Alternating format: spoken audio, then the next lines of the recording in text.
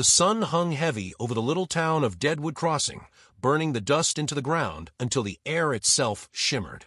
Folks had gathered in the square, as they always did when there was spectacle to be had. The sheriff's platform creaked under a man's weight, but he did not bow, did not flinch as the town's eyes bore holes into him. His wrists were bound, his shirt torn, blood dried into the weave. His face was sharp with pride even beneath the bruises. Sheriff Amos Cutter's voice carried like iron over gravel. $1 for the savage. $1 and he's yours. He'll work, or he'll bleed, it's no matter to me. There was laughter from the crowd, harsh and brittle. Some turned away, pretending indifference, but many stared, hungry for humiliation. On the edge of the gathering stood Clara May Whitlock, a widow draped in the gray of her own quiet sorrow. Her husband had been gone 2 winters now, taken by fever, leaving her with a small ranch and the ache of days that stretched too long. She had not meant to come close, but her feet carried her anyway. The man on the platform, Elias Red Hawk, though the town called him by other names, lifted his head. His eyes were dark, steady, unbroken. Clara felt something stir in her chest, something that remembered kindness when the world turned cruel. The whispers spread like brushfire. Don't waste a cent on him, Clara, ain't worth it. She heard Martha Kettle's sharp tongue behind her. Widows got no sense buying trouble like that. Her voice rose before she knew it. Don't hurt him. I'll buy him. Silence followed, quick and sharp. All heads turned. Sheriff Cutter's lip curled, but a coin was a coin. She stepped forward, her hand trembling only slightly as she pressed the money into his palm. The sheriff spat in the dirt and untied the rope, shoving Elias toward her. Shame rode heavy on his shoulders, heavier than the bruises, but when he looked up, Clara's eyes did not turn away. She did not see a creature to be mocked, but a man who deserved more than chains. They walked together through the square, his steps unsteady but proud. Folks muttered, some sneered. Jed Rourke called after them with a laugh, "Careful, Clara May, savages bite." She kept her chin high, though her cheeks burned under their eyes. Elias walked beside her like a shadow, bound by silence more than rope. At the wagon, she offered water. He hesitated, jaw set, then turned his face away. So she placed it down without a word, climbed into the driver's seat, and clicked the reins. The wheels groaned, the horses strained, and the town grew smaller behind them, the weight of gossip still clinging to her like dust. The road home stretched quiet beneath the dusk. The fields glowed bronze in the fading light, crickets starting their chorus. Elias sat stiff at the wagon's edge, his wrists raw from the rope, refusing pity, refusing comfort. Clara did not press him with talk. She only let the rhythm of the wheels and the scent of evening grass speak for them. Once when the wagon jostled and his balance tipped, her hand brushed close to his, close enough to steady, not close enough to shame. He steadied himself alone, and she let him. At her ranch, he refused food at first, sitting on the porch steps like a sentinel carved in shadow. She set bread on the railing and left it there. When morning came, it was gone. She did not mention it. She brought water in a tin cup, bandages for his wrists. Sometimes he accepted, sometimes he turned away. Always silent, always watchful. In town, Martha Kettle's gossip grew sharper. Clara May Whitlock's taken in a savage like a stray dog. Mark my words, he'll slit her throat before winter. Others laughed, whispering behind palms when Clara entered the mercantile. The loneliness she had known since widowhood deepened, but she bore it with the same quiet she bore every storm.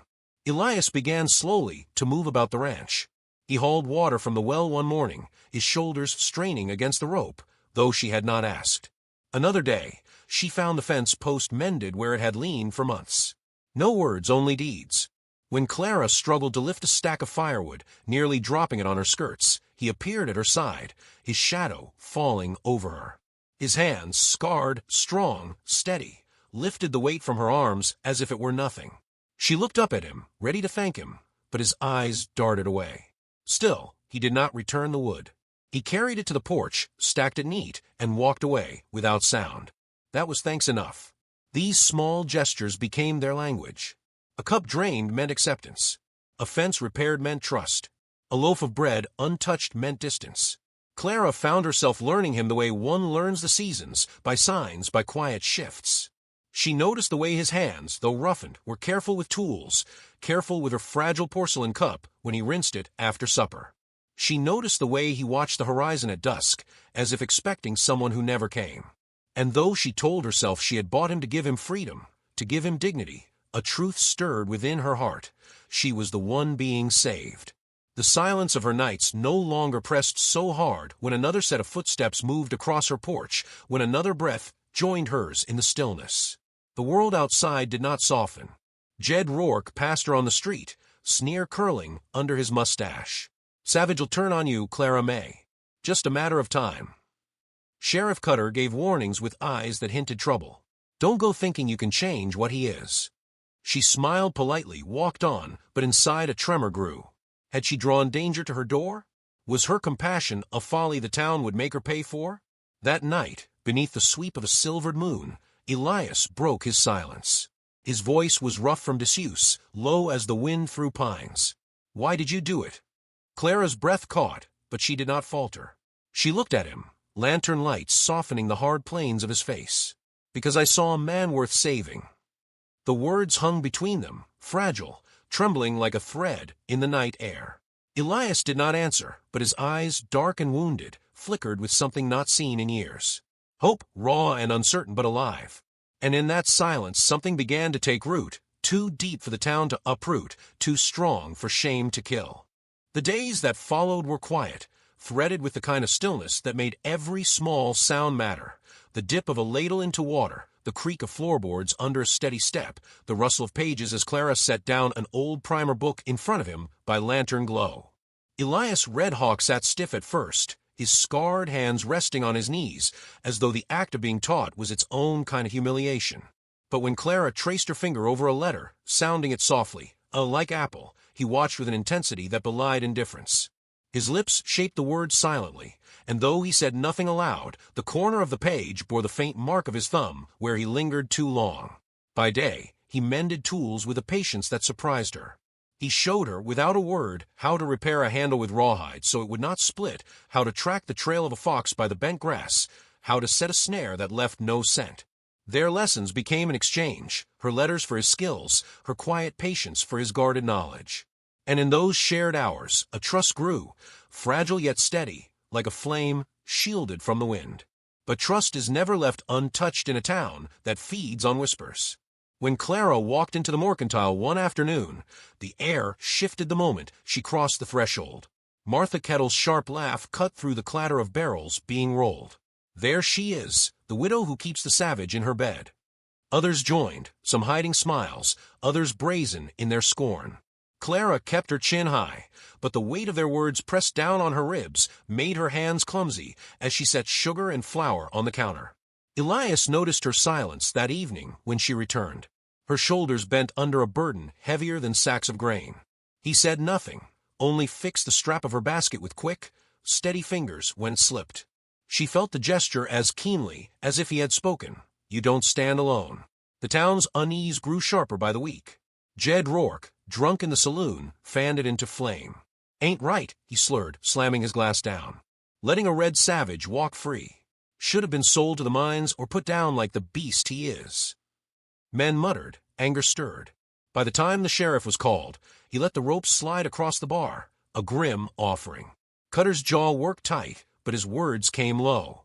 "Do what you will, but keep it outside my office." The warning reached Clara on a night heavy with wind. A boy no more than 12 knocked frantic on her door, eyes wide in the lantern light. "They're comin', Miss Whitlock. They're comin' for him." She felt the blood drain from her face, but her voice held steady. She thanked the boy, shut the door, and turned to where Elias stood in the shadowed room. He had already straightened, his jaw set, his eyes calm, as though he had long expected this hour. By the time the first torches lit the dark horizon, the ranch stood braced against a storm of men's fury. Their voices carried through the night, ugly, eager. Jed Rourke shouted loudest, spitting his rage. "Bring him out, Clara May. Don't play the fool. We'll take the animal off your hands." The flames painted their faces orange, the mob pressing close.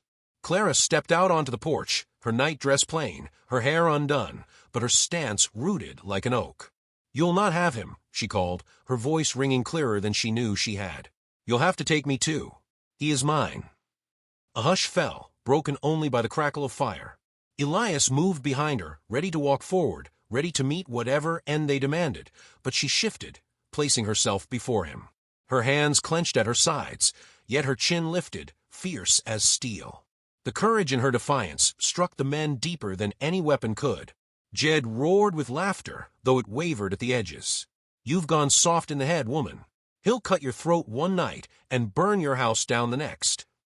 He stepped forward, but Sheriff Cutter raised a hand, his face grim. "No blood on her porch," he said. "Not tonight." His eyes scanned the men, seeing their hesitation, their fear of striking a woman who did not cower. Slowly, mutters replaced shouts. One by one, torches dipped, embers scattering into the dirt. Jed spat, his pride seared, and turned away. The others followed, their anger bleeding into the darkness until only silence and smoke remained. Clara stood still, her chest rising and falling, her fingers trembling only after the last footsteps faded. Elias was beside her, his breath rough, his eyes fixed on her as though he had never truly seen her until now. In that gaze, something broke open, years of shame, of being named less than a man. She had stood before him and called him worthy.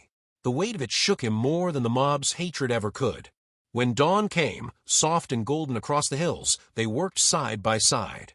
He carried fence posts while she gathered tools, neither speaking of the night before. But when their eyes met, he bowed his head, not in submission, but in a quiet acknowledgement of what she had given him. Clara reached out, her hand brushing over his scarred fingers. For the first time, he did not pull away. And so the story closes not with gunfire or death, but with a quiet triumph. An old soul's voice carries across the years. In a world quick to cast stones, salvation often comes not in grand deeds, but in hands that choose to heal instead of harm. They called him savage. She called him worthy. And in that naming, a man was reborn. Morning light crowned them as they stood in the field, two figures side by side.